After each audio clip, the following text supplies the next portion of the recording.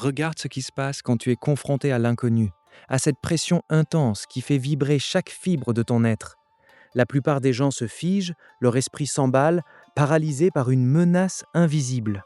Mais un samouraï, lui, voit le danger, sent l'adrénaline et pourtant, il ne bronche pas. Son esprit est aussi clair qu'un ciel d'hiver. Comment est-ce possible? Qu'est-ce que tu as manqué jusqu'à présent qui te fait reculer là où d'autres avancent? Ce n'est pas une question de courage brut, mon ami, mais de maîtrise mentale. Dans ce voyage, tu vas plonger au cœur des techniques psychologiques ancestrales pour démanteler cette forteresse de peur que ton propre esprit a érigée. Tu vas non seulement comprendre, mais maîtriser le principe du Mushin, l'esprit sans esprit, la clé pour agir avec une fluidité dénuée d'hésitation. Tu découvriras aussi le Zanshin, cette pleine conscience constante qui balaie l'angoisse bien avant qu'elle n'ose se manifester. Ces principes ne sont pas de simples philosophies, ce sont des hacks neuronaux puissants conçus pour calmer ton amygdale, ce centre primitif de la peur. Prépare-toi à débloquer une force mentale inébranlable. Imagine un instant le Japon féodal, au cœur du XVIIe siècle. Les duels étaient des affaires de vie ou de mort, des épreuves où chaque hésitation signifiait la fin. C'est dans ce contexte brutal qu'un homme a transcendé la peur, non pas en la combattant, mais en la vidant de son esprit. Son nom est Miyamoto Musashi, un ronin qui a participé à plus de 60 duels et n'en a jamais perdu un seul. Son approche n'était pas basée sur la force pure, mais sur une forme de conscience radicale. Il appelait cela l'esprit vide, ou Mushin. Lors d'un de ses duels les plus célèbres, contre Sasaki Kojiro, Musashi est arrivé en retard, provoquant délibérément son adversaire. Mais ce n'était pas un signe d'irrespect, c'était une tactique pour perturber l'esprit de Kojiro, tandis que le sien restait calme et sans forme.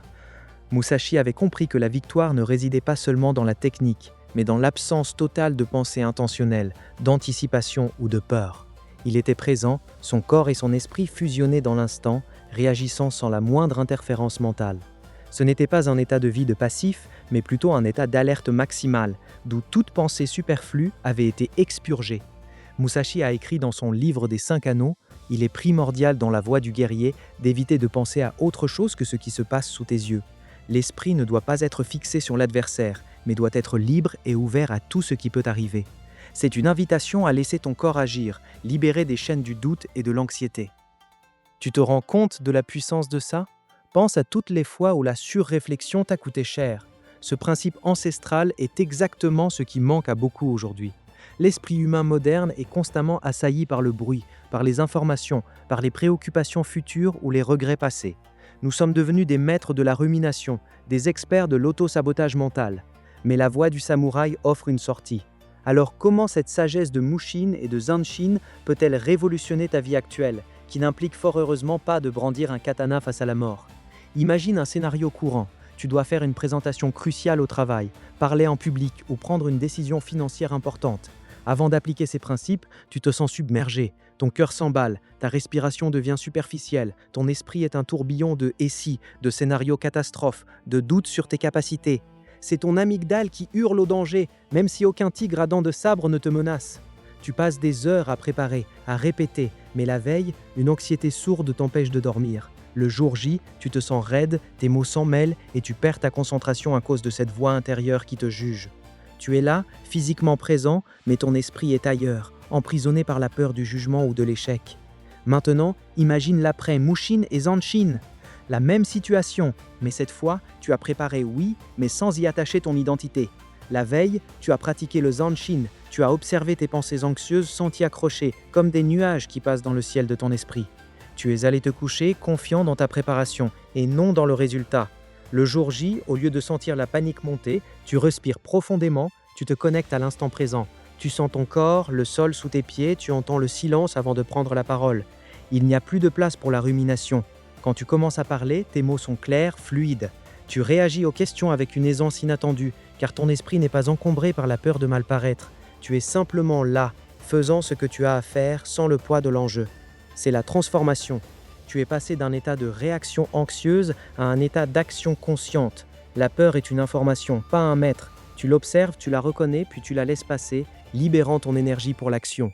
C'est un véritable détournement de ton amygdale, un réapprentissage neuronal qui te permet de dompter ce mécanisme primitif. Les guerriers ne fuient pas leurs émotions, ils les intègrent et les transforment en carburant pour leur détermination. Pour ancrer cette sagesse en toi, voici 3 pratiques guerrières adaptées à ta vie moderne, des outils concrets pour forger ton esprit. La première pratique est la méditation du vide intérieur, directement inspirée du Mushin.